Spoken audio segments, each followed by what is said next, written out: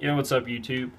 Gonna do a little minor league report. I went to a game between the Tennessee Smokies and the Chattanooga Lookouts, featuring three top prospects in baseball. We had Kyle Schwarber, catcher. He DH'd that night, so that'll be a part of the report and talking about what his potential is to come up this season. And the other two prospects were Byron Buxton and Miguel Sano. Miguel Sano actually a pretty cool guy. They were throwing around before the game. I went out there. He came over. He signed some people's autographs. Buxton did not come over at all. He just chilled. Didn't come over there. Sano actually took a picture with me. He's pretty cool. Talked to him for a second. But let's get down to what they did in the game and what I saw. Byron Buxton, let's start off with him. He showed some patience that I've read the reports on him, and they say he hasn't had that much patience, but he's been walking a lot here lately. And he's been freaking stealing bases like crazy. He stole a base this game.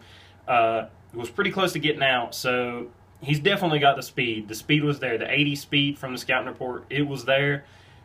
Could see it. He's definitely great in the field, great arm, but he should have been called out on the steal, but there's obviously no instant replay in the minor leagues. But he showed great patience at the plate. The swing looked good. The bat speed looked good. Buxton is definitely going to be something great one day. Really would hope to see him called up this year, but at the same time, that's just me being hopeful, but I think he should be called up next year and let him mature a little bit. He's only 21 years old, the former number 2 overall pick in, I believe, the 2012 draft. Might have been 2013. No, it's 2012.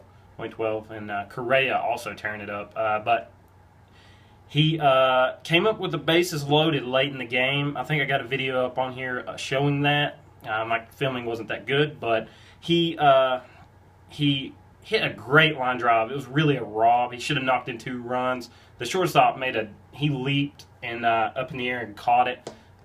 It should have been a hit, but obviously the great defensive play that had knocked in 2 runs and helped him out. But I think he went 1 for 3 with a walk on the game and a stolen base and scored a run. They lost the game. Let's get down to what Miguel Sano did.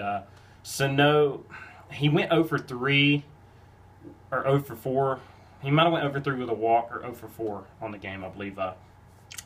He really struggles with off-speed stuff from what I saw in the game. And the power was there. He hit probably a ball that shouldn't have been swung at, but he hit it hard, and it went right to the wall. The guy caught it. Could have been a homer if it had just been if he'd have swung at a better pitch. But the power is there. It's just the patience and the plate discipline. He doesn't know what pitches to swing at, and that's what I see. So if he bites on a good pitch and he hits it, the power's there. The consistency's not, and the average shows it. I think he's hitting 179 right now. Buxton got his average up to, I believe, 279, 276. It's risen. It might be 286 now. It's gone up a lot from what he was hitting around 200 earlier in the minor league season. Obviously, the season's still young, but what I was impressed with was Kyle Schwarber for the Tennessee Smokies, the Cubs prospect, number 4 overall pick in the 2014 draft. He impressed me a lot. He showed good plate discipline. He swung at some stuff, struck out. I believe he struck out once, walked once, and he hit a monster home run that probably went around 430 feet, maybe 440 feet. It went completely out of the stadium over a picnic area into the woods, and you couldn't even really see where it went. But he crushed it, absolutely crushed it, and went to right field. And then he came up late in the game with the game tied, and we're talking clutch time here. Kyle Schwarber hits a RBI double that he tried to turn into a triple that knocked in a run that was on second base and gave him the lead, which ended up turning out to win the game. He went for third, got tagged out, but credited with a double.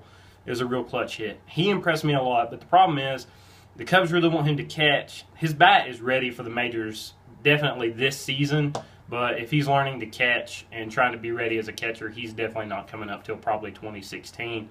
But another note on the night, he didn't even play catcher on the night. He played DH. So, obviously, I don't think they think he's ready as a catcher. He probably won't be up this year. I don't think Sano should come up this year either.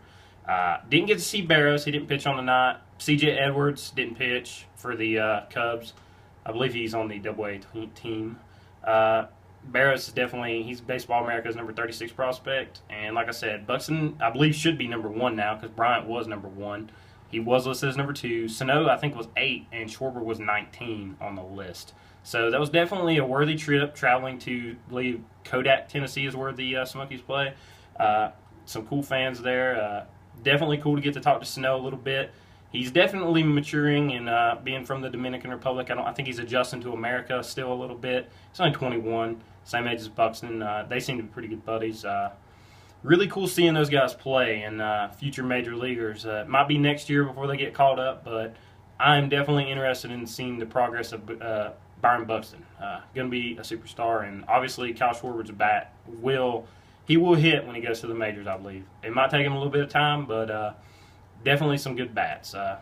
Y'all take it easy, and hopefully I can do some more minor league reports, go to some more minor league games, see these prospects. Take it easy.